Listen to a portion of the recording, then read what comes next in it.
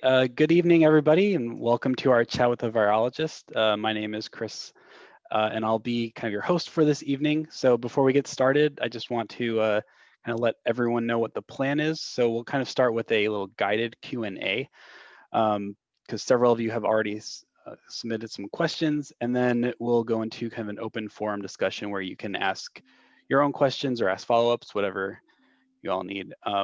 During our first part of this, everybody will be on mute just so things don't get out of hand. And then once we move on to the open forum, I'll ask that everybody kind of utilize the raise hand feature to let us know that you have something to ask. So if you're, let's see if I can get this to work here. Yeah, so if you're new to Zoom, the way you can access this the raise hand feature or chat at the bottom of your Zoom window. There should be a chat icon that will pull up the chat. You can type things into there. And then once we get to the open forum part, if you want to say something, ask a question, just to indicate that you want to do that, you can hit the raise hand button. So if you click on the participant button in the little window that pops up with the participant list at the bottom, you'll see there's a invite, mute me, and raise hand, and that will just indicate that you want to say something. All right, so without further ado, please join me in giving a warm welcome to our virologist this evening, Dr. Brianne Barker. Dr. Barker is an associate professor of biology at Drew University in Madison, New Jersey. She earned her bachelor's degree from Duke University, where she majored in biology and minored in chemistry and history. And while at Duke, performed research examining antibody responses to HIV vaccine candidates. Dr. Barker then earned her PhD in immunology from Harvard. Her dissertation was an examination of cytokine control of CD8 plus T memory cells.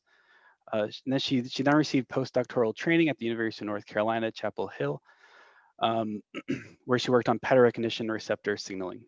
Then Dr. Barker started her teaching career as a visiting assistant professor at Hamilton College, and she joined the biology facility at Drew in 2013. Dr. Barker, thank you so much for speaking with us this evening. Of course, I'm happy to be here. So before we dive into all the deep questionings, why don't we just take a few minutes to let you tell us a little bit about your current research interest or anything else you might want to share with the group about yourself before we get started?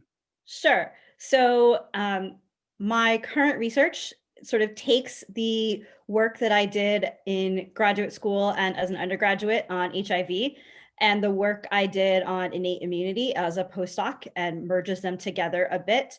And so what I am doing is looking at how a cell initially senses viral infection by sensing the virus's RNA or DNA and starts to make the very earliest phases of an immune response. And it's particularly interesting for me to understand that because that can be involved in how a particular virus causes disease. And it's just a really interesting process for me. And I'm at Drew University, which is a small university where we only have undergraduates. So all of my research is done with undergraduate students. They're co-authors on my papers. They go to conferences with me, things like that. And I teach a fair amount. I found that this is sort of the best kind of position for me. And I also spend a lot of time doing science communication.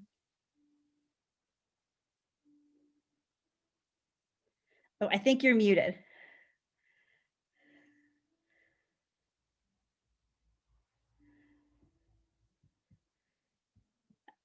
I think you're muted. I am. I'm sorry. It's okay. All right.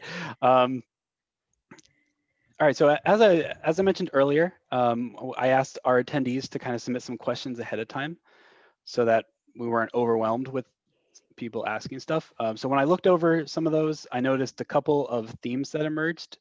And as it might not be a surprise, but generally they were about masking, general infection prevention, and vaccines. So I'm going to jump right in with a question about masking. So our first one is, in general, is masking effective against other viruses, say the common cold or influenza? And if so, why is that not a normal recommendation that we get during flu season? So it's a great question. So masking is very effective against other respiratory viruses, which would include viruses that cause the common cold and influenza. Um, I really like the question asking why we don't use this as a common precaution against other viruses. To be honest, I think it is a little bit of a cultural thing. There are some places in the world where they do tend to wear masks a bit more often than we do here. And we have been a bit resistant to using masks here, but it would be a good idea and it would help. If you go on to the CDC's website, you can actually look at the data comparing this year's flu tests and last year's flu tests. And you can see that because of all of the precautions that are currently happening, there is a dramatic decrease in influenza positivity this year. And so it's clear that these measures are working against all of those other viruses. And we may think about how we use masks in the future after this.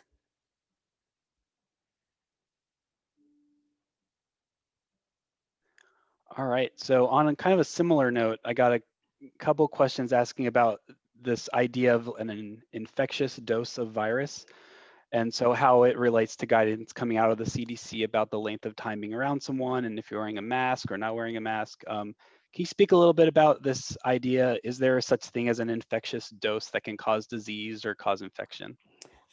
Yes, as a sort of theoretical matter, there is something called an infectious dose, where you need to have a uh, minimum amount of virus in order to get infected. We don't know what that dose is in people. In order to actually determine what that dose is, we would have to take a bunch of people and do some experiments on them, infect people with differing doses, and check at which point do people get infected. And so we haven't done that. That's not a very great experiment to do. And so we don't know the answer. I looked at a paper within the past week that was trying to think about the infectious dose, and it was actually quite high in ferrets. But again, we're not so sure about people. And because we don't know that, it does make it a little bit difficult to understand, to come up with exact recommendations of how many minutes and things like that you might be in contact with someone. I think that we have to think about everything we can do to make the risk lower as we go on. And so, being outdoors is going to be less risky than being indoors. Being further apart is going to be less risky than being closer together. Wearing a mask is going to be less risky than not wearing a mask. It's hard to put specific numbers on any of those things, but they all are going to be making a big difference in bringing down infection numbers. I would also say that I have been continually impressed by some of the effects of things like ventilation. And so the quality of one's HVAC, the number of open windows, things like that, have suddenly become things I think about when I really never thought about them before.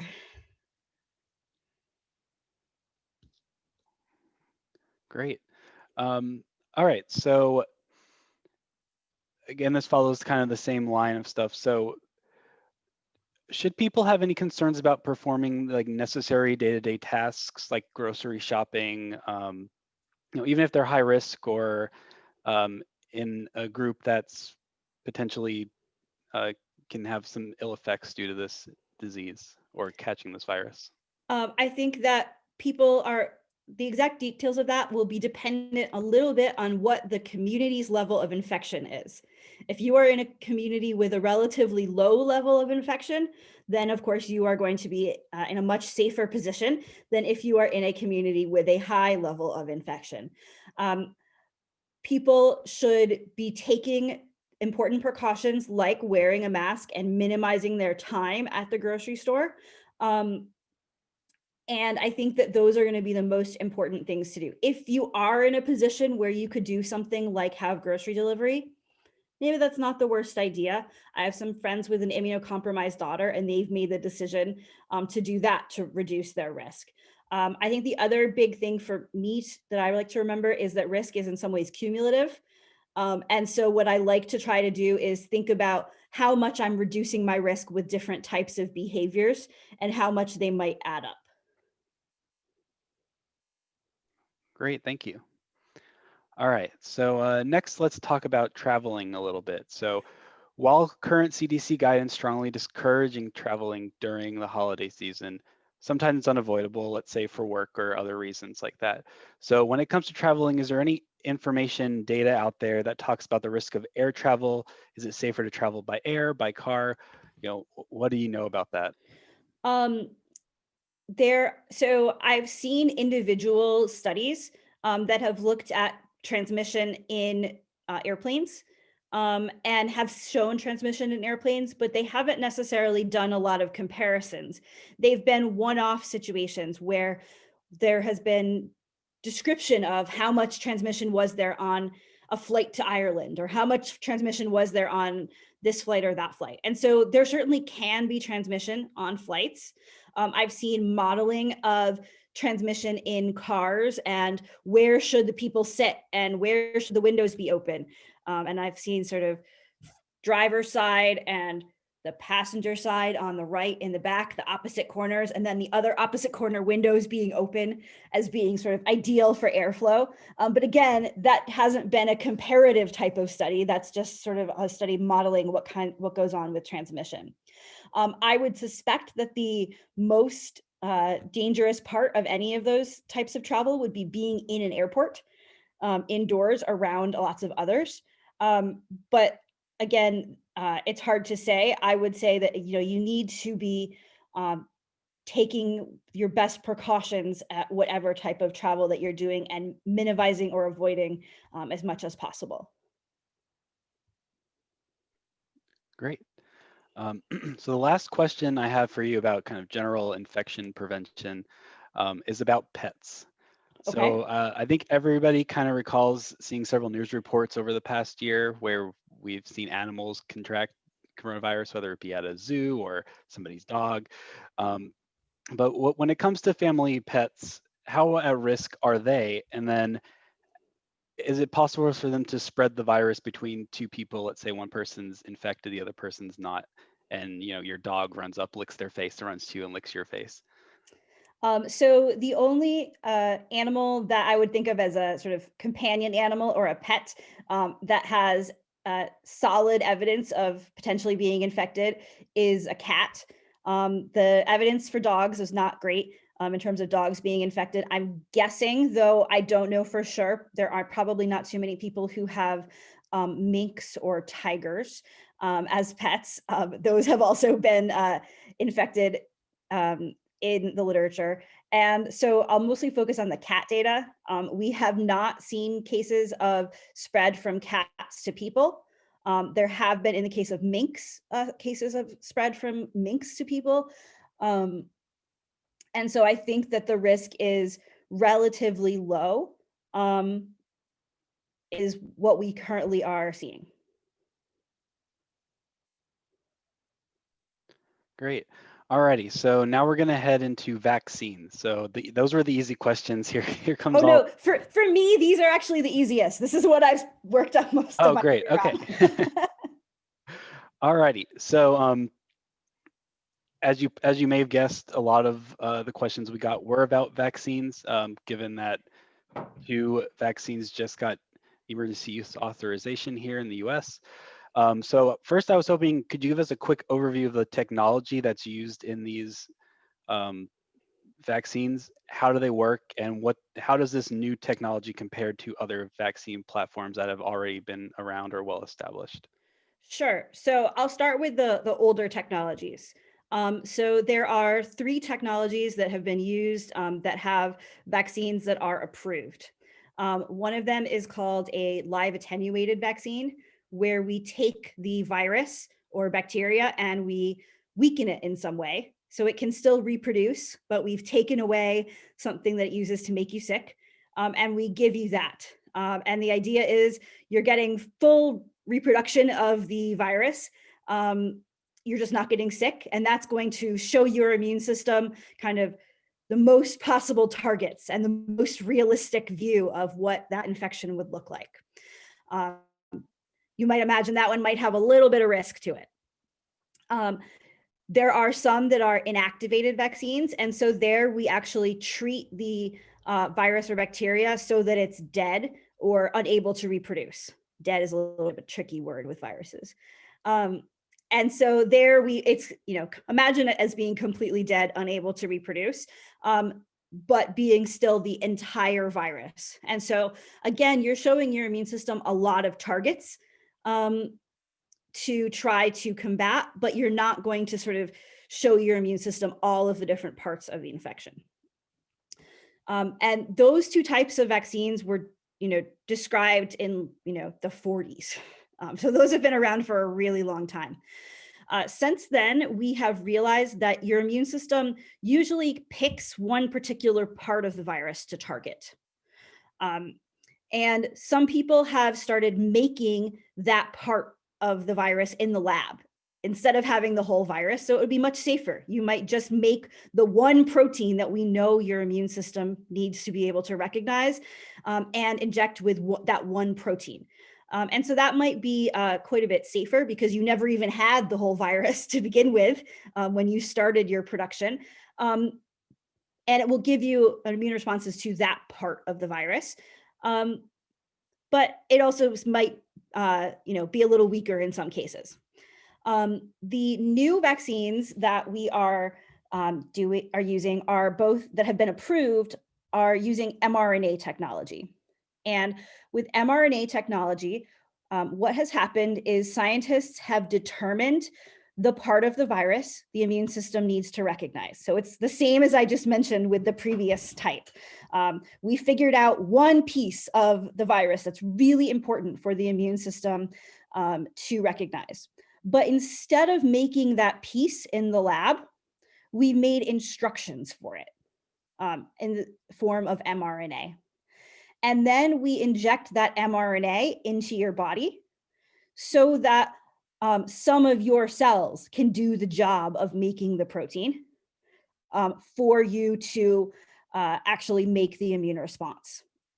That's actually quite a bit easier than making the protein in a lab and has a lot fewer places where the biochemistry can go wrong. It's also pretty nice because once you know the genetic information of a particular virus, you can do this whole process very quickly. And so once we have mRNA vaccines that are approved and being used frequently, once we're sort of up and we're used to using this, the next new virus that comes along will be able to be made with a vaccine against it quite quickly. They actually were able to make the mRNA for this vaccine, or at least have the idea of what the mRNA should look like 2 days after the sequence was discovered. So in January, it was 2 days after the sequence was discovered that they knew what to do for the mRNA. And so that is going to be a great sort of technology that's going to improve vaccines in the future. Great, thank you for that overview. So you mentioned how quickly that these vaccines can be rolled out because of this new technology. So given that, how would you respond to people who are hesitant to take this vaccine, just given how quickly it was rolled out? And given that there's, I guess, a relatively small amount of clinical data when you can consider that the world is going to need to be vaccinated with this. Right. So the first thing I will tell you is that mRNA vaccines are not a new idea. People have been thinking about them since the 1990s.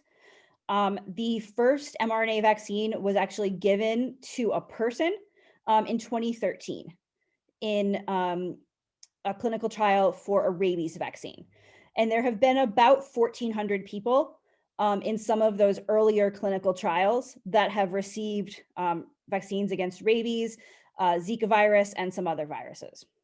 But if you imagine first that rabies vaccine trial, the company who made the rabies vaccine trial made the rabies vaccine, gave it to some people, showed safety, and then they had to kind of hang out and say, would some company like to give us money to try to make more for phase 2? And then If they finally found someone who said yes, then they would take the time to make the vaccine and do the trial. And then they would sit around and say, would someone like to give us some money to make some new product to go to phase 3? And on with steps like that. So this is usually a bit of a slow process. Those vaccines haven't had a lot of demand and haven't had people kind of pushing them to move forward. This vaccine is using the exact same technology. It's actually one of the previous vaccines was against MERS coronavirus. And so they were able to just kind of sub in a piece of SARS coronavirus 2 very quickly to do this process. And the way that this vaccine has been able to go so quickly is that they started and made all the product at the beginning. And they said, you know what, if this doesn't work, we'll throw it away. We're not going to worry about waiting to make the product until the end. We're pretty sure this is going to work. We're not going to have to wait between steps to go around and have somebody give us money. We're not going to have to wait to prove that this is needed. We're just going to go ahead and make everything at the beginning. And in fact, the government gave them some guarantees as part of Operation Warp Speed that if they had to throw away their product, they'd be okay financially. And so this is really what happens when there is a tremendous amount of money and tremendous amount of demand behind a particular vaccine. So like I said, there have been 1,400 people who have gotten vaccines like this before the current clinical trials. Now we can add about 60,000 to that. And we have not seen any particularly serious side effects. We can talk about the specific cases that are out there. And so, you know, I would say that in all of the time that we have been studying mRNA vaccines, I have not seen particularly concerning long-term side effects. They have not gone into the number of people that they're going to go into. And so is it possible there could be some rare event? Yeah, absolutely. We haven't seen evidence of that yet. To me, the thing that really matters with this is that we have seen some pretty bad long-term effects of SARS-CoV-2. And so you're asking for a comparison of a maybe rare event versus a definite rare event. And so to me, I feel very, very, very good about these vaccines. I can understand why some people are hesitant. And I think that mostly I really like to tell people about some of the science behind those vaccines. Excellent. Thank you for that. So now I'm going to ask you about something that I think is often overlooked by the media that's reporting on these vaccines, and that's this concept of sterilizing immunity. So with many news agencies reporting on the high efficacy of the vaccines, what do these numbers really mean? Do the vaccines prevent you from getting infected and shedding virus, or just prevent disease? And then what implications does that have in terms of people returning to life as quote unquote normal? Great question. This is something that I wish more people knew the answer to. So I'm glad that you all will get to hear a little bit about this. If you look at the vaccine trials that have been done, when they look at 95% efficacy, they are actually measuring protection against getting symptomatic COVID-19. And so what that data means is that the people who have gotten the vaccine are protected against getting symptomatic disease. They are not looking for whether or not people are infected. So whether or not those people could be silent carriers, asymptomatic carriers who could infect others. That is something that is planned. The samples have been taken from the patient or from the people in the vaccine trials, but they have not done the experiment yet. The samples are in the freezer right now. And so what that means is that we will need to be wearing masks. If I get a vaccine tomorrow, which is not going to happen, but if I were to get a vaccine tomorrow, I would still need to wear a mask for a few months until everyone else around me was also vaccinated so that we could reduce spread in the population. Moderna did present a little bit of data on prevention from infection. It was not complete. It was a very small number of people. They showed that there was a 67% protection from infection, along with the 95% protection from disease. And so, we will certainly follow up on that and learn more information about that soon. But right now, it does look like it's mainly protection against disease. There has been lots of debate and discussion among people in the field about some of the details of that. That's not a surprise. There are lots of other vaccines that are mostly protecting us against disease, but herd immunity and having large numbers of people vaccinated has allowed us to eradicate those diseases or to reduce them quite dramatically. So I have two follow-ups to that I think kind of build off of each other. First is there any information about the length of time you're protected after receiving the vaccines? And then will this prevent, if it prevents symptomatic COVID, will it also prevent long haul COVID or post-COVID syndrome? So that's a great question. So in terms of length of protection, we are not really sure. If you look at studies of the common cold coronaviruses, that immunity tends to only really last at a particularly high level for 6 to 12 months. And there are some reports of immune responses to SARS-CoV-2 waning quite quickly, going away pretty quickly. What we also have realized is that SARS coronavirus 2 messes with your immune system pretty dramatically. There, for example, are some structures that are built in your lymph nodes where some of the good memory cells are trained to make you that long-term type of memory. And when people have looked, they've seen that this virus actually destroys those structures. And that destruction happens because of a particular protein in the virus. And that protein is not part of the vaccine. So we only are using the part of the vaccine that the immune system really needs to see. We're not using all the other negative stuff that is messing with your immune system. And so there's every reason to believe that the immune response could last longer with the vaccine than with the virus because we've taken away some of those modifiers and they're not used in the vaccine. But honestly, we won't know that until we start to look at people a year, 2 years, 3 years past getting this vaccine.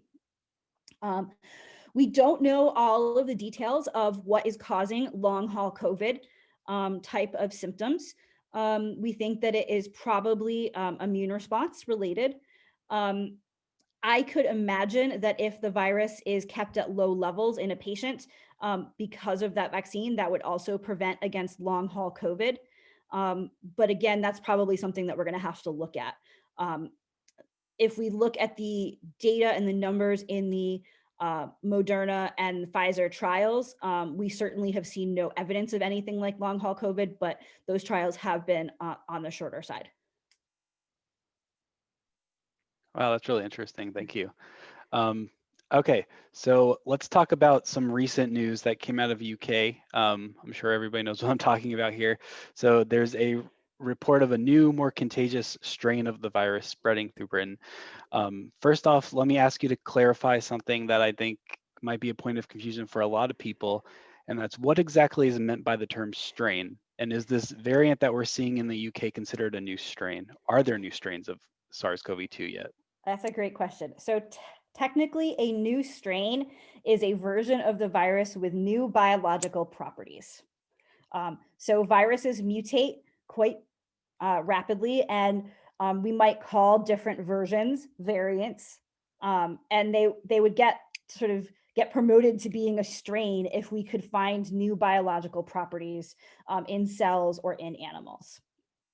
And so this virus does have some changes in its genome. It has a few changes in its genome. And right now it's being reported as being more transmissible. That's based on numbers of cases and numbers of people in whom it has been detected throughout the UK. It's sort of tricky data though, because that increase and change in number of cases happened when some of the restrictions in the UK also changed in terms of how strict certain types of lockdowns were. What we know is that there are a lot of people who have this particular variant of the virus. You could imagine that is because this virus transmits really easily. You could also imagine that that's because somebody who happened to have this weird variant of the virus was a bartender who came in contact with a ton of people and who led to a lot of cases. Or somebody who had this version of the virus was at a wedding or something like that. Right now, all of the information about this virus has been sort of computational data based on numbers of cases. There have not yet been any published experiments that show any biological data or changes with this virus. And so because of that, I would not call this a strain because I have not yet been convinced that there are biological differences. One of my colleagues on a podcast that I do has been very vehement that there is zero evidence that there's anything going on with this particular virus. And I'll say that that might be a little strong, but the way I would phrase it is that I think that there are some good reasons to do some experiments with this virus and to see what's going on with it and to try to learn a little bit more. I don't think that it's for certain that it's more transmissible or all that different than some of the others, but I would support trying to get some more evidence on it. So is this something that we should be immediately concerned about, or is it, like you said, too early to kind of tell? Are we looking at this like new chapter of darkness in this pandemic, or is it just, we can't really know yet? I think that there is not enough information to really be able to tell what's going on. There are some observations that make me say, I'd like to know more about that. And some observations that I see that sort of make me think, yeah, that's no big deal. And so I'm at a point where I would support people doing more experiments and trying to really figure out what's going on. We don't think that this variant should have any impact in vaccine recognition. There are changes to the part of the virus called spike that we use in the vaccine, but spike is a huge protein.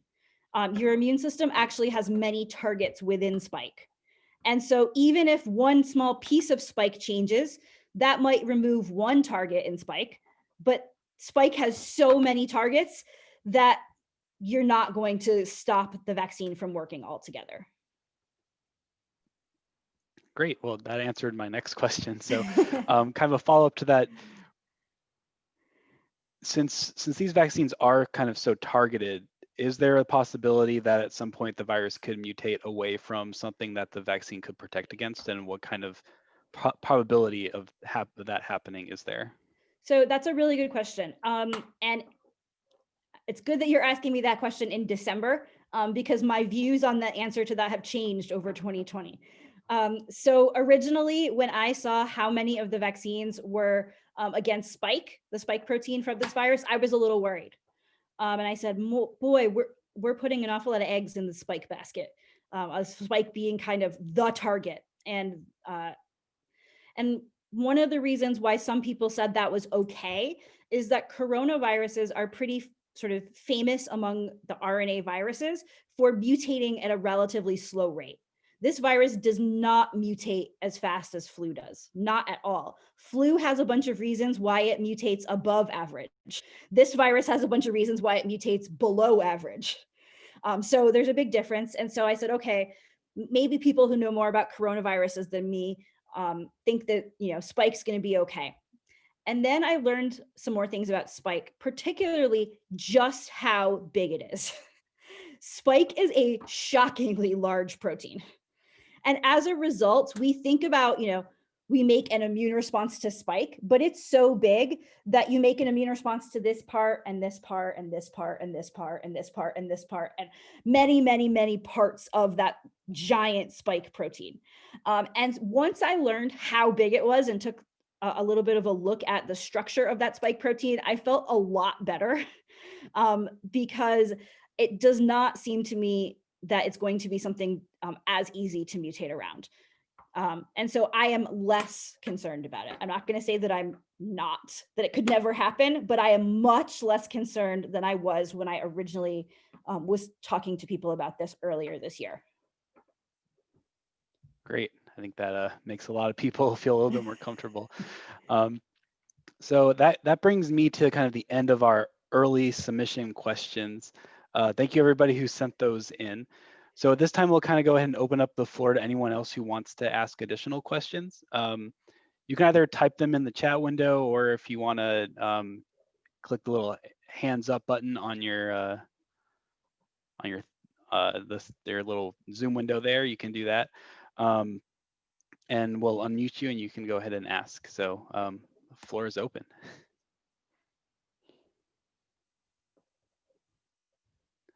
So let me see, I'm looking at the chat window here. Got a couple questions. Let's see. So this one's kind of interesting. So we're always told to social distance 6 feet. Where does that number come from? Why is it not 10, 15, whatever? So that number comes from some models of how long different types of droplets stay in the air, and how far those droplets can be carried. It is from sort of a model, and it's an average.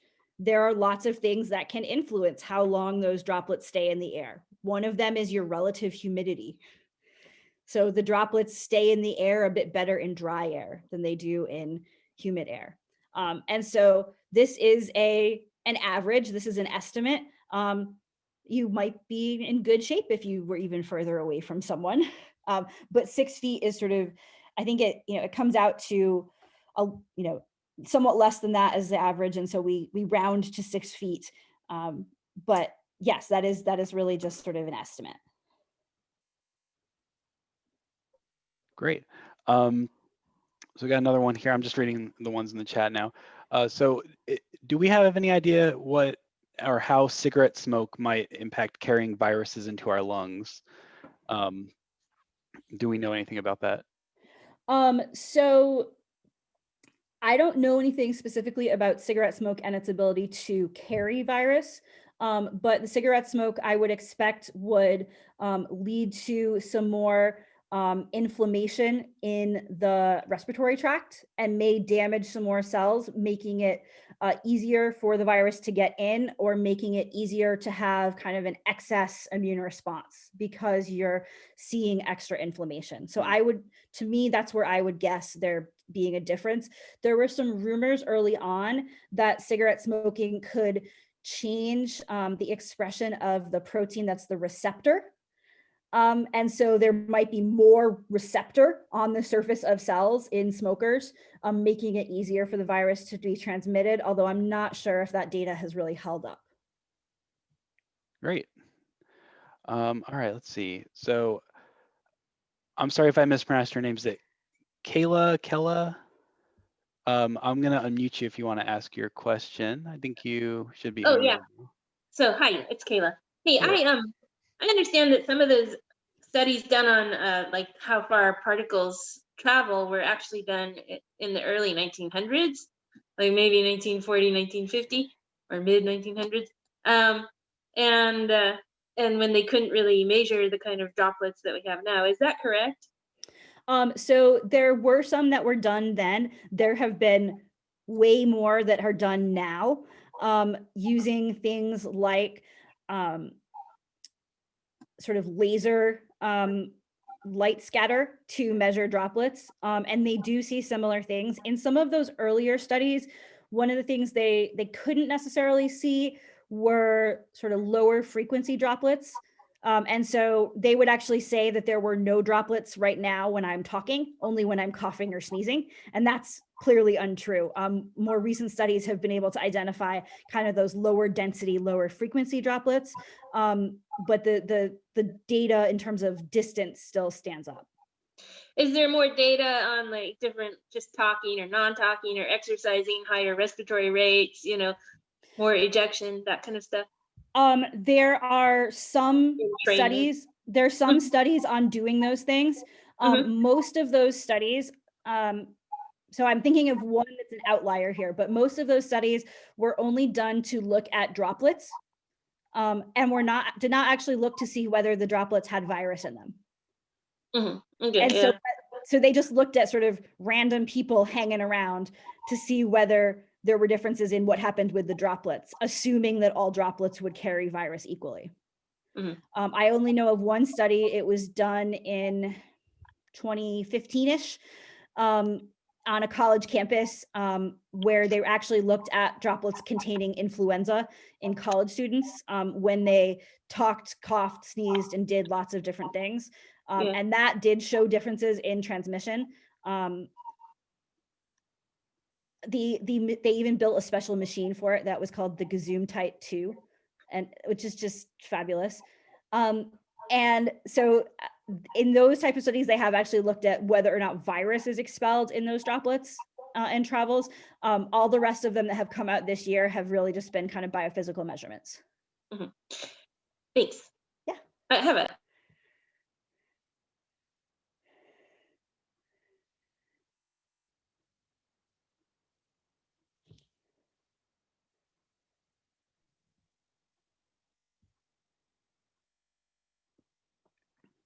I'm sorry, Kayla, I think I may have accidentally muted you.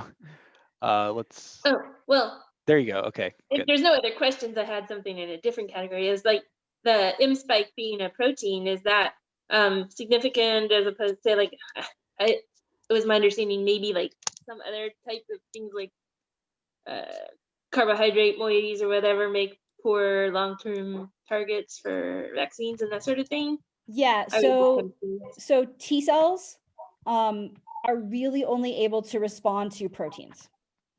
And so if you want a T cell response, you need to have a protein. T cells also help B cells, the cells that produce antibodies. So if you want to have a good antibody response, you need to get T cells involved. And again, that's going to be proteins. And so there isn't really a great way. There are ways people make vaccines against carbohydrates, but they're very different and it wouldn't be as useful in this type of case. All right, sorry about that. And thank you for those questions.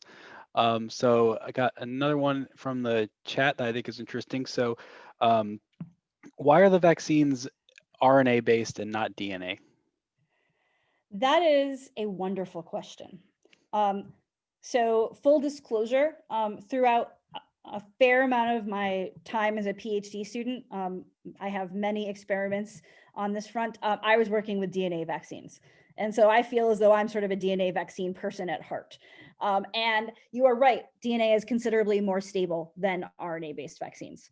DNA vaccines have always had this great promise, but they've always led to much lower immune responses than one might expect. And these RNA vaccines are sort of working better. And I have never understood the immunology exactly behind that.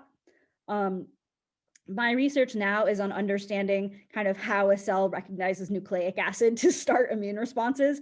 And so that might actually play into this. It might be that RNA and DNA are recognized slightly differently.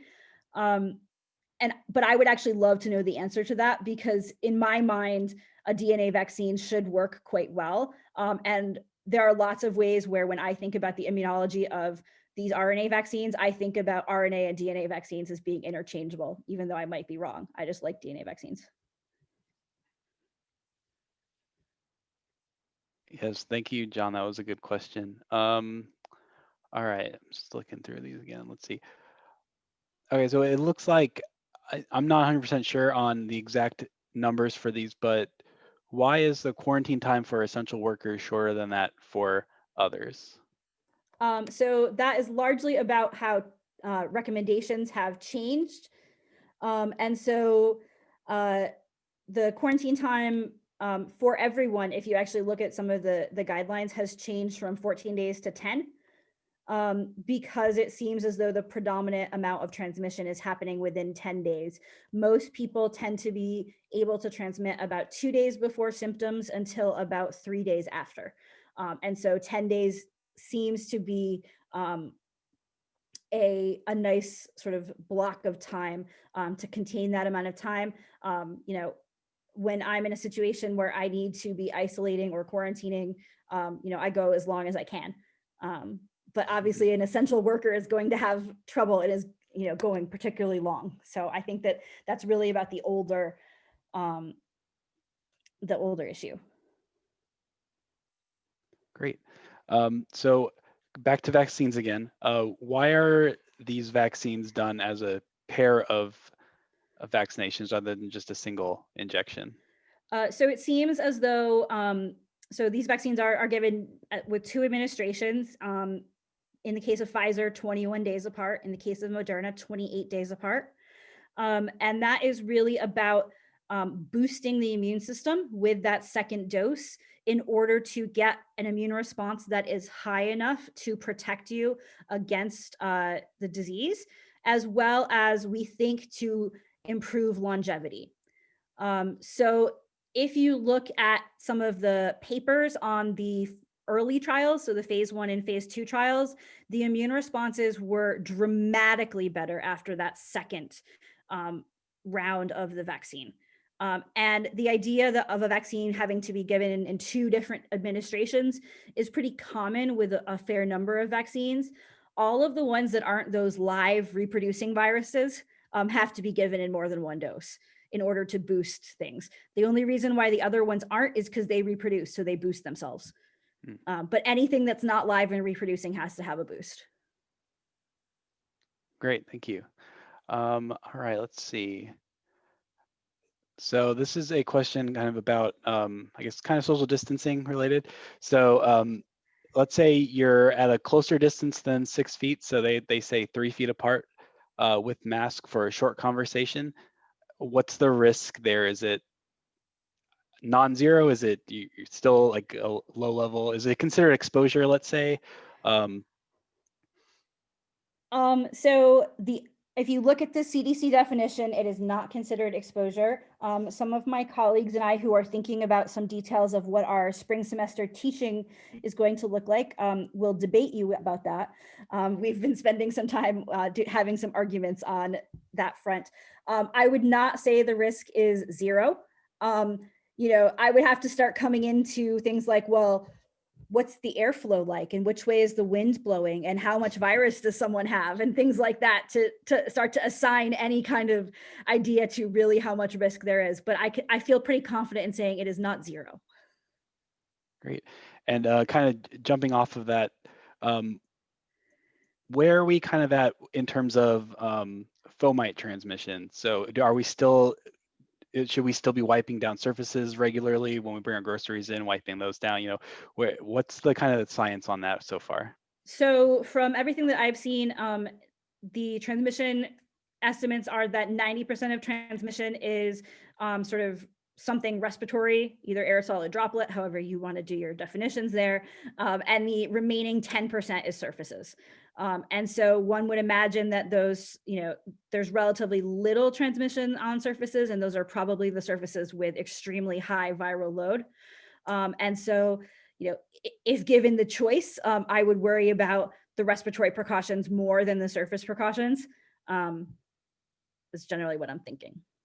If you saw somebody in the grocery store lick the Cheerio box, don't touch it. But, normal types of things, I think you're okay. Great. So we have 2 vaccine questions that I think are really good.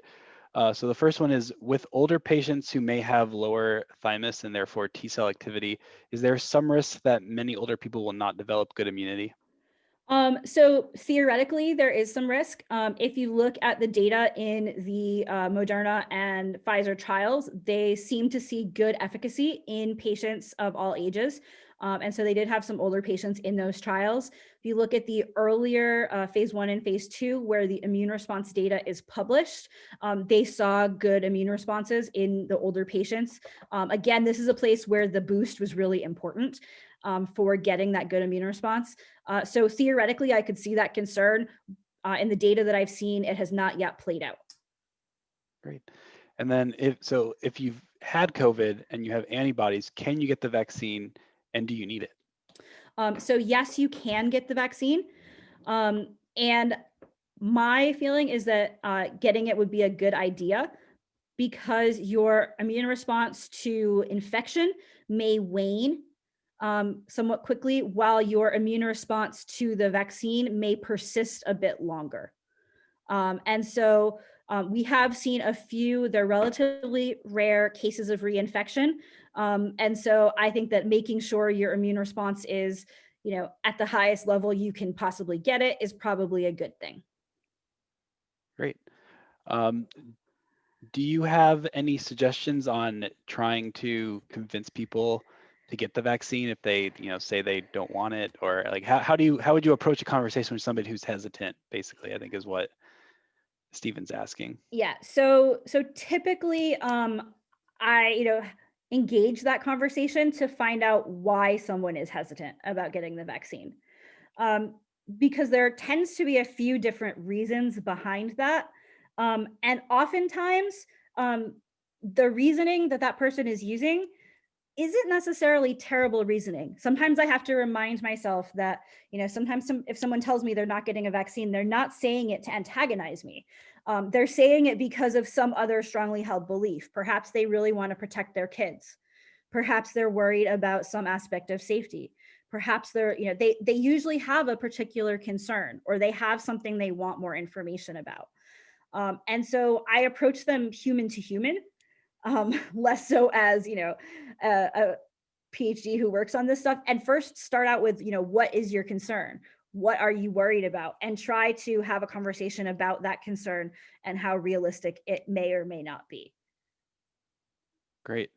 And while we're on vaccines, can you talk about some of the side effects that we're seeing with them? I know they're kind of rare, but just so what are you seeing, or what are you reading about in the data that's being published? Sure. So to me, they're kind of two sets of side effects: the side effects that I would expect and the side effects that I wouldn't expect. And my friends get annoyed with me sometimes about some of the side effects that you would expect part. I guess this is what happens when you talk to me in the evening, because then I'm more free to say what's on my mind. But some of the effects, like a fever, or being a little achy, or being a bit tired, or having some chills, are actually responses that your immune system is making. Those are all immune response activities. They're things that tell you your immune system is working. And so if you start to have a fever after getting a vaccine, that kind of means the vaccine worked. And, sometimes my friends will tell me about getting X or Y vaccine and how terrible they feel, and I will respond to them, I'm so happy to hear that your immune system is working as it should. And none of them have, punched me yet, so that's good. But so we are seeing some level of those type of symptoms. In particular, I think I saw there was a somewhat surprising amount of chills after the Pfizer vaccine. But those are responses that you might expect. If you look at the recommendations, they recommend that you have the ability to stay home the day after you get vaccinated, if you can, just sort of to make sure that you're okay with some of these vaccine side effects.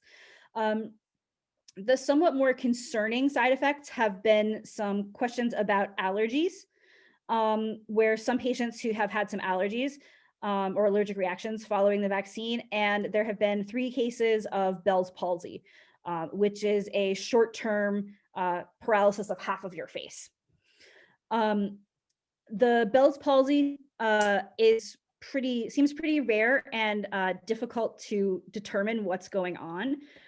They saw 3 serious allergy things in allergic reactions in a vaccine trial as well. And when they looked into them in more detail, they found that 2 of the 3 were in the placebo group. And the third was 63 days after vaccination in someone who got the vaccine who also had a shellfish allergy.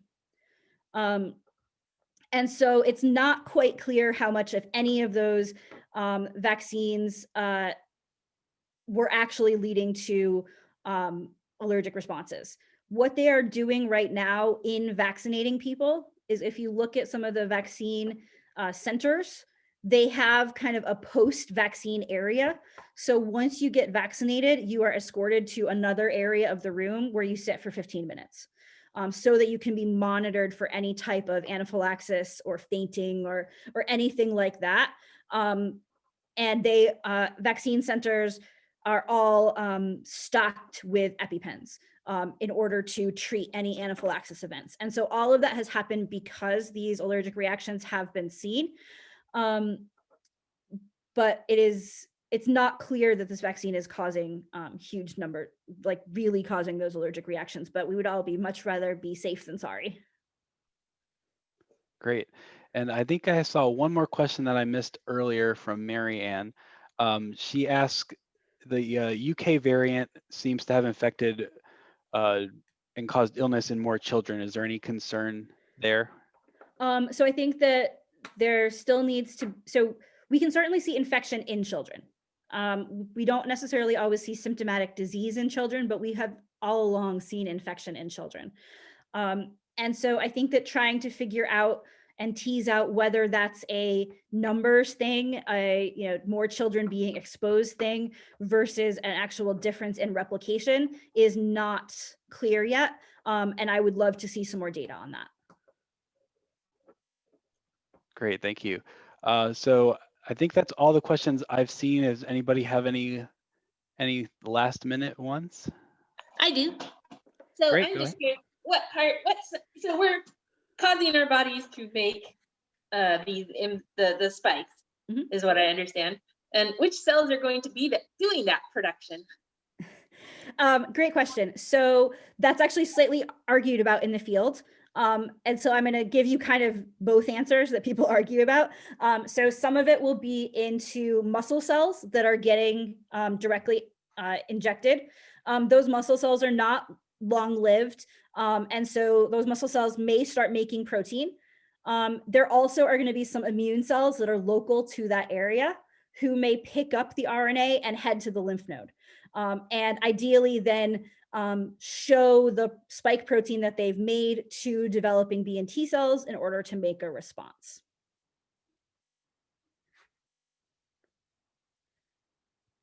Great. Is there any way to make the vaccine more successful? Like taking things, not taking things, doing things? To our knowledge, no. All I can say is, the boost your immune response idea of, get enough sleep and eat well and, lower your stress and all of those things that may help. And so that's on an answer to kind of a personal, how you could change things. I see a comment in the chat about adjuvants. And so as scientists, we may be able to add some additional molecules to our vaccines called vaccine adjuvants that may improve the vaccine moving forward. And that's something I think people are going to spend some time looking at. And I'm glad to hear you love the TWIV podcast. Great. So I have one other question for you. So now that we've kind of seen this new mRNA, I guess maybe new is not the right word to use, given that you told us it's been around for a while, or the idea of it. Now that we've kind of seen this rolled out and being successful, would you expect that kind of future viruses, future pandemics will be able to roll these out a lot quicker?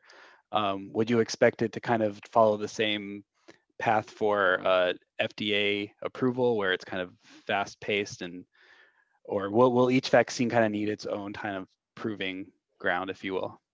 So I think that we will certainly see a much faster process overall. I think that each vaccine will certainly need a fair amount of some experimentation before we go into this. So we may not see vaccines going quite this fast, but we will probably see speedy vaccines. Someone on the podcast recently pointed out that the reason why we knew to pick spike and the reason why we could design an mRNA vaccine 2 days after the sequence was announced with spike was because we had done so much work with SARS-CoV-1 and MERS-CoV to know about immune responses to spike. We knew that spike was an amazing target. As he said, spike was sort of a soft target.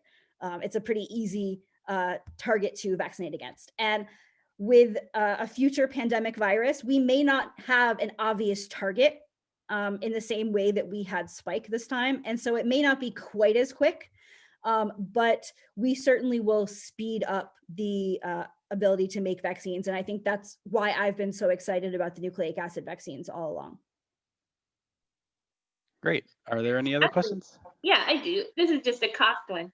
So I'm curious about how does the cost of this accelerated vaccine compare to say a normal vaccine run through, and And given that we're all sort of also volunteering to be guinea pigs, should any of that cost relief come back to us? Just curious. Yeah, so I mean, right now, those vaccines are, basically have been covered as part of Operation Warp Speed. And so in terms of the, official costs to look at, you getting the vaccine, you're not going to have to pay anything is the idea. On cost, this vaccine is a little bit more expensive to make than some other vaccines, but that's because we didn't necessarily have the stuff ready to make a lot of mRNA vaccines.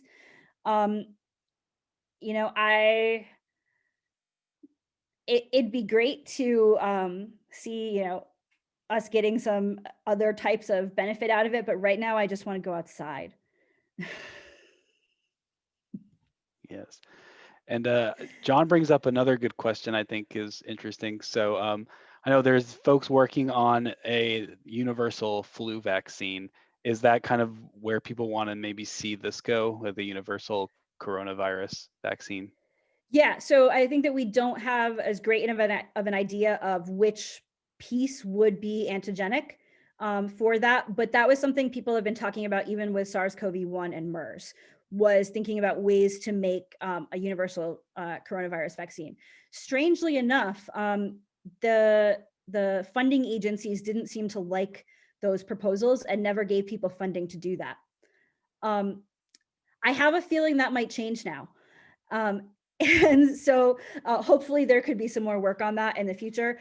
Similarly, it might be really nice if we could get an antiviral that works broadly against coronaviruses, seeing as how there are now 7 that lead to infections in humans. And again, that was work that people had proposed in the past that they were not funded to do. That again, I think that perhaps that might change. Great. All right, last call. All right, so if nobody has any other questions, I just have a few more in closing for you, Dr. Barker. Sorry. Oh, you have another one? Yeah, go ahead. Yeah, so is there a way to deliver virally deliver the mRNA? I'm just curious. Yes, there are a number of ideas. So that's called a viral vectored vaccine. There are a bunch of viral vectored vaccines that are in trials. They're a little harder to make, so they weren't done as quickly as the mRNA-based vaccines. They, in some ways, are nice because they do what immunologists call self-adjuvant. So you don't have to add some additional immune stimulation in quite the same way. They also can amplify their dose. So the AstraZeneca Oxford vaccine and the Johnson & Johnson vaccine are both using that type of technology. Those are probably the next 2 in the pipeline. And there are others as well. So there are lots of ideas of doing vaccines that way. It's just those haven't made it to the end of the trials process yet. Thanks.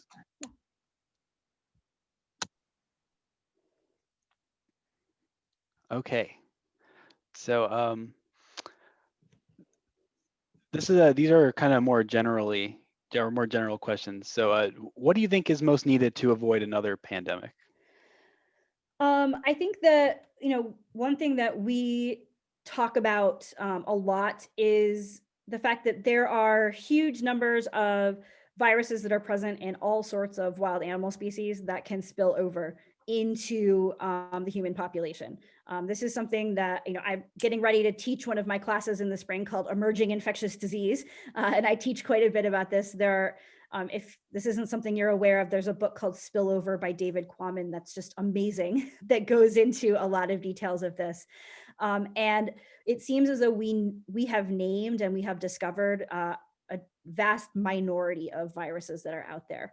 And so I think that some additional virus discovery work would be really useful, because that might tell us, oh my gosh, there's an awful lot of coronaviruses that we should be worried about. Let's make that universal coronavirus vaccine. Or, oh, look, there's this other virus we never really thought of as being a problem before. And now we see how prevalent it is in certain animal species that we live close to. Maybe we should study it a little more and figure out what's going on. And so, this may be me being an academic here, but to me, having a better gauge on what viruses are out there, and trying to understand which ones might be causing some of the next pandemics could be really useful. Great. Yeah. So as a scientist myself, I can say that it's kind of been a tough year for science. Are you optimistic about the future? I definitely hope so. I mean, it's been a tough year for science in a lot of ways. It's also been an amazing year for science. Like we have a vaccine in like 11 months after describing a new pathogen. And so, there are some things that we've done that have been great accomplishments. What I really hope is that people are now kind of seeing what scientists do and seeing, the importance of experts and seeing the importance of thinking about and talking to scientists. And hopefully that will just sort of generally increase everyone's positivity about science and help us all out. And finally, while it's probably kind of hard to kind of see the good in what's going on right now, can you think of anything that you've personally found as be like a silver lining for you amongst all the chaos? So scientifically, to me, what this has really led to is a lot of situations where people have asked some really great questions, and in us trying to answer them, we've realized that there's been a hole in our knowledge of virology. And sometimes people will ask a question about this virus or about immune responses to this virus. And when I really think about it, I'll say, not only do I not know the answer to that question, I also don't know the answer to that question for flu or for some other viruses. And it maybe was sort of a hole that we weren't noticing. And so I think that this is highlighting some questions that we need to be answering. I think that on a sort of personal level, this has certainly made me realize some things I shouldn't take for granted, and some things that I, will look at and value very differently when things go back to normal. I'll be thinking very differently about what I want normal to look like in my life. Great. Well, if there are no other last minute questions, I think we've taken up quite enough of your time. This has been a really helpful and informative discussion, and on behalf of Decatur Makers and everybody that joined our conversation, huge thank you. This has been really great. So thank you for taking the time to speak with us. Yeah, no problem. I'm always happy to talk with the people. And so one last thing just for everybody, if you want to revisit this information or share it with your friends, family, whoever, we did record this at some point in time. I think we'll post it on the Decatur Makers Facebook page. Or, I'm sorry, YouTube channel. I'll send the links out to people. We'll post it so you can share that with whoever you want to. Yeah, so thank you everybody for attending. Again, thank you, Dr. Barker. Hope everyone has a safe and wonderful holiday season, and we'll see you later. Thanks. Thanks. Hey, if you don't mind. Yeah. Yeah, I just had some questions. Like, are there? I'm just curious. Like, again, back to the viral vector. If you did that, could it like act as its own disease and infect other things, and therefore not as a bad disease, but as a neutral disease, transmitting the RNA? And if you did that, for instance, let's say you wanted to go after like rabies in animals or something, or universal corona in animals or something like. So the idea of having an infectious vaccine is something that people have thought about in terms of animals. So the live attenuated polio vaccine does replicate and does partially work as an infectious vaccine, and certainly in a wildlife setting that has very much been discussed. So it could happen. We don't really tend to see people thinking about it in a human setting, but in a wildlife setting, certainly. So like other things, does it only work against viruses, or could say we go against Lyme's and ticks or deer or whatever? So it potentially or malaria. Right. It potentially could work against other types of pathogens as well. With malaria, it's actually super unclear which part of the parasite we need to direct an immune response against. So that one's pretty complicated. but in theory, it could certainly reduce, if not eliminate, many different wildlife infections. And is there any way to inject mRNA into a prion? No. No. The prion. No, I'm just kidding. Okay. Like you could put the little DNA builder blocker things. And so. Yeah, no, I don't think so. just as an off the wall thing. Thank you. Yeah.